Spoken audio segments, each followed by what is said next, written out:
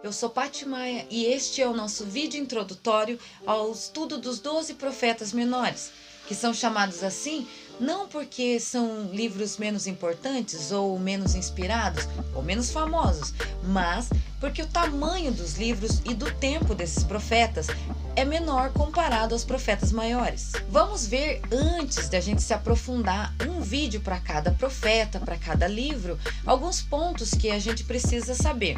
O que é profecia, por que ela foi e ainda é muito importante, qual o seu propósito, o que é um profeta, qual a sua função, quais são os 12 profetas menores, quais são os 5 maiores, os 4 temas básicos comuns dos 12 livros e algumas lições práticas que podemos tirar para nossas vidas. Então vem comigo aqui no canal Deus é a Chave para esse estudo panorâmico dos 12 profetas menores.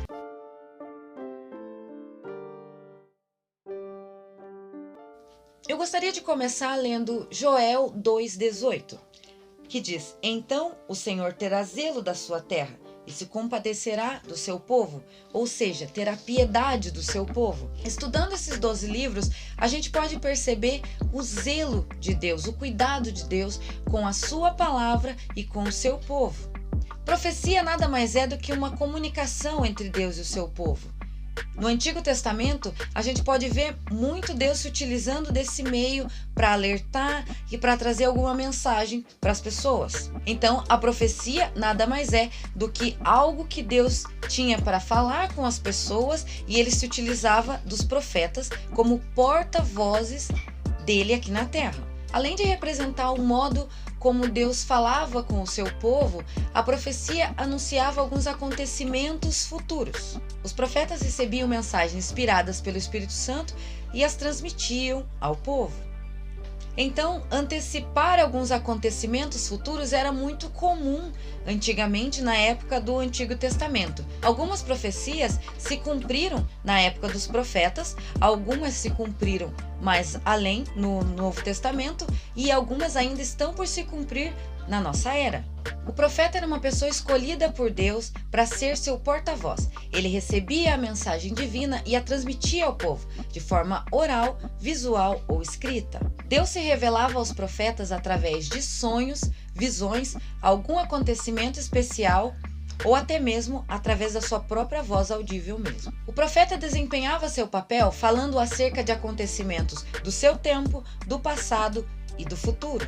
Instruía o povo a seguir os caminhos do Senhor, predizia o que viria a acontecer, não de forma adivinhatória, como hoje em dia fazem os astrólogos ou o povo do tarô, mas através da palavra de Deus. Os profetas tinham contato direto com Deus. Eram homens santos que dedicavam as suas vidas exclusivamente ao serviço de Deus. Eles dedicavam-se à oração e Deus lhes confiava seus propósitos. A profecia não resultava da vontade humana ou de interesses particulares, mas de iniciativa divina, ou seja, Deus escolhia o seu porta-voz, ele falava com ele, transmitia a mensagem e era totalmente iniciativa de Deus. Os profetas não possuíam o poder de se pronunciar no lugar de Deus. Contudo, em momentos especiais, o Senhor lhes revelava a sua vontade. Os livros proféticos da Bíblia compõem 17 livros, 12 profetas menores e 5 profetas maiores. Como eu disse no início, os profetas menores são chamados assim porque os seus livros são menores e o tempo de atuação desses profetas também são menores. Eles são Oséias, Joel, Amós, Obadias, Jonas, Miqueias, Naum, Abacuque, Sofonias, Ageu, Zacarias e Malaquias. Podemos apresentar 4 temas comuns entre esses 12 livros: exposição das práticas pecaminosas do povo, apelo ao retorno da lei moral, cívica e cerimonial de Deus, advertência quanto à vinda do juízo e vinda do Messias e restauração do povo de Israel. Para compreender os profetas menores, a gente precisa ter uma visão geral desses livros, conhecer a mensagem principal e o seu propósito. Eu separei aqui uma visão panorâmica por cima de cada livro. Oséias fala do julgamento divino e o amor de Deus. Joel, uma praga de gafanhotos e uma iminente invasão militar. que servem para ilustrar o grande dia do Senhor. Amós fala de uma advertência em 8 pronunciamentos de juízo e 5 visões sobre a iminente ruína do povo de Israel. Obadias fala do juízo de Deus contra Edom. A destruição total desta nação se dará por sua vanglória e maldade contra Israel e por ter se recusado a agir como guardador do seu irmão. Jonas é uma lição de compaixão e misericórdia de Deus para com aquele que se arrepende. Miqueias, retribuição divina aos pecados de Judá e Israel, promessas de antigos pactos lembradas, o juízo será executado, mas por fim haverá perdão e restauração para a nação judaica no futuro reino do Messias. Naum, predição da queda de Nínive, 125 anos após o célebre arrependimento, através da pregação de Jonas. Abacuque, questionamento do profeta, por que Deus não toma providência contra a pecadora nação de Judá? Não se contentando com a resposta do Senhor, ele volta a questionar por que Deus usa uma nação ímpia para fazer juízo contra o seu povo.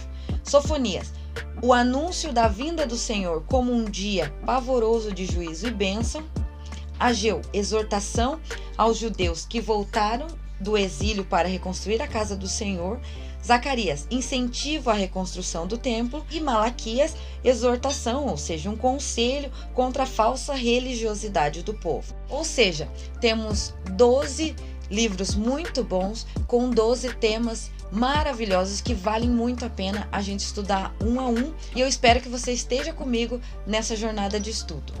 É muito importante que a gente compreenda que Deus é muito zeloso, muito cuidadoso com a sua palavra. O conteúdo e a intenção das profecias apontam para o cuidado que Deus tem com a sua palavra e com o seu povo. Mesmo quando se trata de uma palavra severa, de advertência ou o decreto de uma sentença.